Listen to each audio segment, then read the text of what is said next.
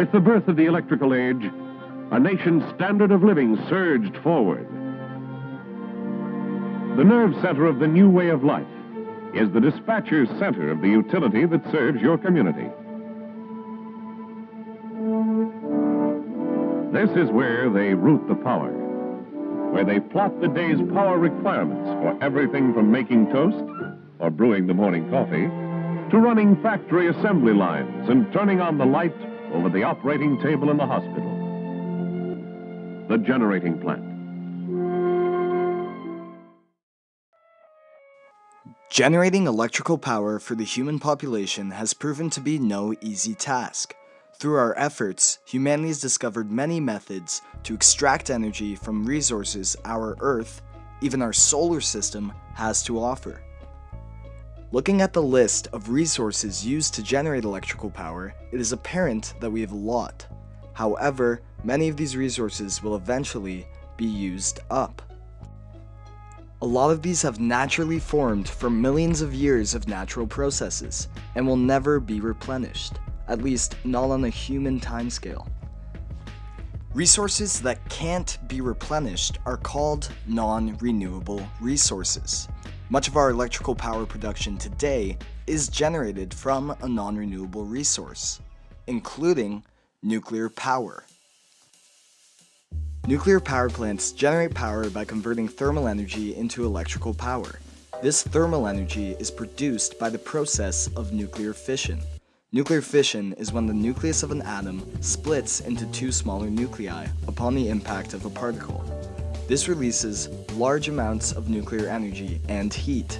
When an atom undergoes this process, it can trigger other nearby atoms to also split, causing a chain reaction. To ensure the reaction does not get out of hand, it must be regulated and controlled in the power plant's reactor. An isotope of uranium, uranium-235, is the resource used for nuclear fission. Uranium-235 is fissile, which means it has the ability to sustain a fission chain reaction. There are other alternatives, but it is the only fissile isotope found in significant quantity in nature. As the reactions take place, heat emitted from the reactor boils water to generate steam. The steam then powers turbines to generate useful electrical power. Efficiencies of nuclear power plants vary depending on equipment and processing. According to nuclearpower.net, on average, 3,000 megawatts of thermal power from the fission reaction is needed to generate 1,000 megawatts of electrical power. This would mean, out of the available energy the fission reaction gives off, only 1/3 of that is converted to electrical energy, roughly a 33% efficiency. But that is simply the amount of energy we are able to extract from the energy released by the fission reactions. But what about comparing that to the total energy spent to convert the resources into usable electrical power, the energy spent to start the reactions? Well, as it turns out, nuclear power plants are able to retain nearly 290% of the total energy input. This method is extremely efficient, and looking at that, it seems like a great option. However, nuclear power plants break apart uranium atoms during the reaction process. Earth's uranium supply cannot be replenished. It is a non-renewable resource. To avoid this, power must be generated from a renewable resource. A resource that can be renewed and naturally replenished on a human timescale. But what resource is renewable? What, here on Earth, can repeatedly supply us with energy and replace itself naturally? The answer is water, or more specifically, moving water. Whether it's tides, rivers, or currents, water on Earth's surface is constantly moving. We can thank the force of gravity and the sun's energy for this motion. They are primarily responsible for Earth's water cycle, which ultimately sustains the flow of streams and rivers. Flowing rivers can have a ton of mechanical energy that is both supplied and replenished by the water cycle. Hydroelectric power plants, hydropower plants for short, can harness the mechanical energy of flowing water and convert it into usable electricity. To do so, these plants primarily use turbines and generators. Moving water is channeled towards a turbine, causing it to rotate.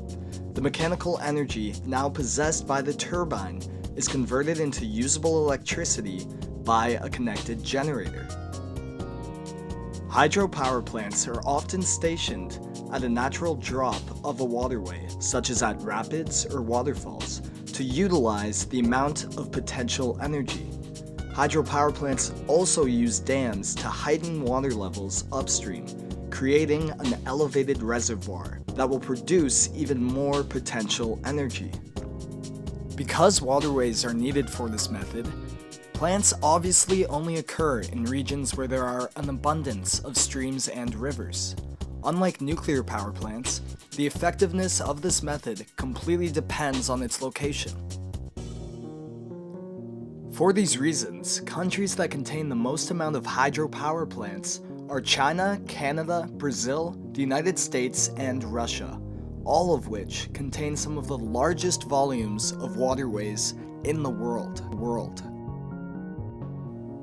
But countries don't just stick to one method. Some are just used more than others. When considering a method, many factors have to come into play, including its cost, location, its efficiency, environmental factors, and the list goes on. Whether it's nuclear power, hydropower, or one of the many other methods, there is no answer as to which method is the best.